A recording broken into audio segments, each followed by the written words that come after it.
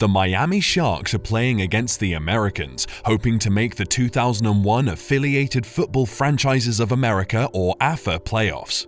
In the first round, the star quarterback Jack "Cap" Rooney suffers a brutal blow, causing him to leave the field. The coach, Tony DAmato, sends in the next quarterback, Tyler Cherubini, but he suffers the same fate.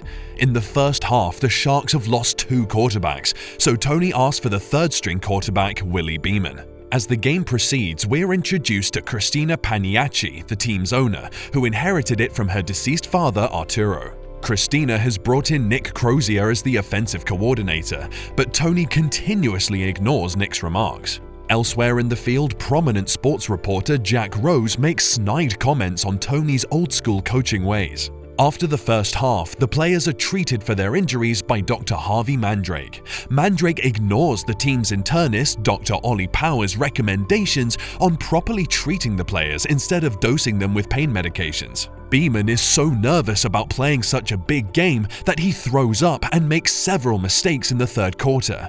However, Tony gives him a pep talk, enabling him to gain confidence and make a better play. In the last quarter, Tony ignores Crozier's suggestion, and this causes the team to lose the game. Tony is agitated to have lost 4 games in a row.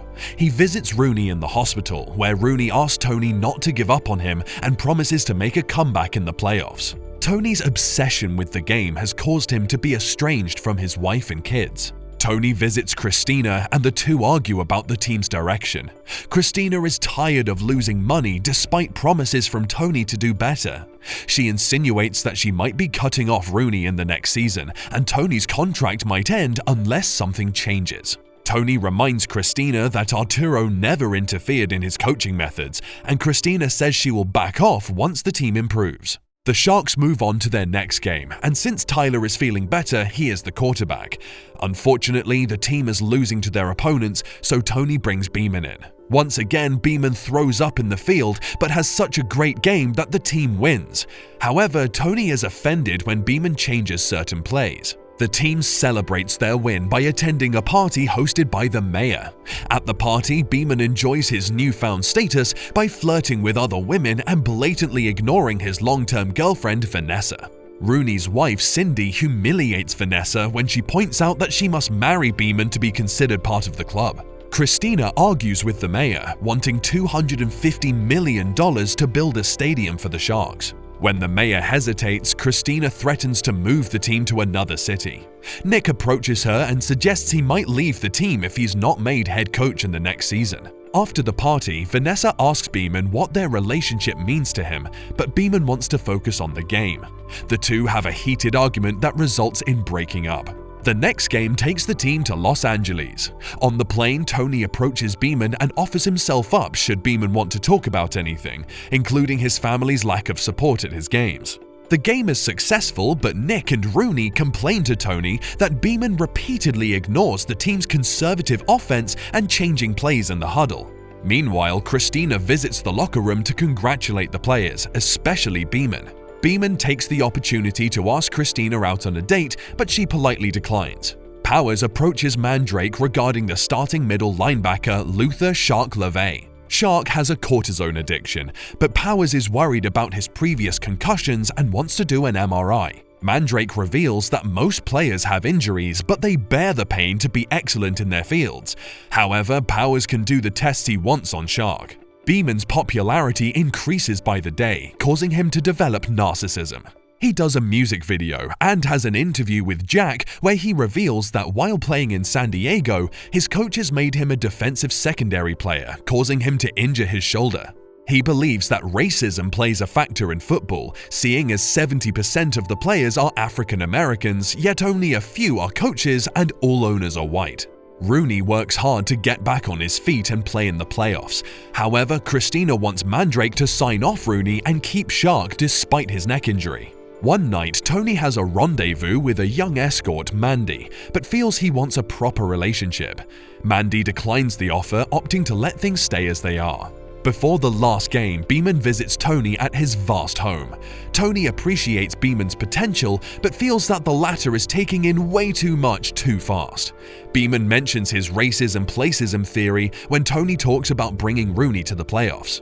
Beeman rudely suggests that Rooney will be Tony's downfall and that it is time for their old ghosts to rest and leave the field to the youngsters. Tony warns Beeman that while the quarterback position is the most important, the other players cannot support it unless the quarterback wins their respect. Beeman attends a party hosted by Julian J-Man, the starting running back. He inadvertently insults J-Man for being a sellout, as most of his plays are motivated by his incentive clauses. He claims to be the most important player, insulting the defense, and J-Man quickly tells Shark this. The latter is so offended that he cuts Beeman's Chevrolet Suburban in half and tells him that the offense cannot exist without the defense, and he has to earn his place on the team before he can insult anyone. In the next game, the Sharks lose since no one is willing to work with Beeman. He is frustrated by the loss and attacks a player, but the others quickly outnumber him. Despite the humiliating loss, the team made it to the playoffs. Tony, the defensive coach Monroe, and Shark are called into Power's office.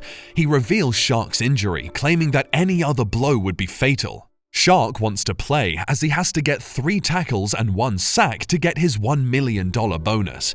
Tony listens to him and agrees to let him play if he signs a waiver. Powers also informs Tony of Mandrake's recklessness in treating the players. Tony confronts Mandrake, wondering why he would hide the players' injuries. Mandrake claims he doesn't want to end the players' careers, but a furious Tony fires him. Tony's rage causes him to assault Jack on camera. As the days pass, Beeman starts reflecting on his decisions and accosts Vanessa at a club, hinting he wants to get back together. Rooney intends to retire as his body is barely holding up, but when he tells Cindy this, she slaps him, saying he has 3 more years left in the game. Tony encourages Rooney to play in the playoffs and deliver his promise. Meanwhile, Christina questions Tony's decision to bring Rooney in over Beeman. Tony says he will cut Rooney off in the offseason and that Beeman is tearing apart the team. A heated argument ensues, during which Christina claims that Arturo lost faith in Tony, so he chose her as general manager over him. The words deeply hurt Tony, and he seeks out Christina's mother, Margaret. Margaret reveals that Christina intends to sell the football club, ending her father's legacy. The players prepare for the playoffs while Tony reminisces on his glory days with Rooney as his quarterback and Arturo as his boss. On game day, Tony gives the team a pep talk, inspiring them to go out there and make themselves proud while working as a team. Beeman takes the words to heart, realizing that working together is more important than winning a game. Tony also apologizes for assaulting Jack and hopes that the team's play will restore the Sharks' glory as it was 4 years ago. In the first half, the Sharks are down, but Rooney manages to score a touchdown despite being rammed into by the other team. As the players celebrate, Rooney gets blurry vision, realizing he has suffered a concussion. Rooney wants to continue playing for Tony, but the latter appreciates his efforts and brings Beeman in. Christina tries talking to the AFA chairman, but gets called in for a meeting. She pours her frustrations into Tony, but quickly shuts up when Beeman reveals that he's been cast in the second half. While the game continues, Christina wonders if she's up to the task as she thought. Tony explains to Beeman that winning the other players' respect is up to him. Beeman speaks with his teammates, apologizing for his hot head and blames the devil. The second half commences, but Shark suffers a devastating injury and passes out. Shark regains consciousness, and as he's being wheeled away, he warns the paramedics against dropping him as he is worth $1 million. The game resumes with Beeman doing his vomit ritual. J-Man redeems himself as a player to his teammates by stopping the clock, giving them 4 seconds and a chance to score. The team, led by Beeman, wins, and the whole field celebrates the victory. Later, Beeman reveals to Tony that he had learned so much watching Rooney play in the first half than he ever did in his life. Tony won't be around for the next season as he feels he's not the right man for the team. In the credit scene, Christina stands up for the team with the mayor's backing. The Sharks lost the finals to San Francisco, but Christina thanks Tony for his role in making the team great again. In his last speech as head coach, Tony welcomes Nick as his successor. However, Tony drops the bombshell that he will be the head coach of an expansion team in New Mexico. Furthermore, he has signed Beeman as his starting quarterback and franchise player.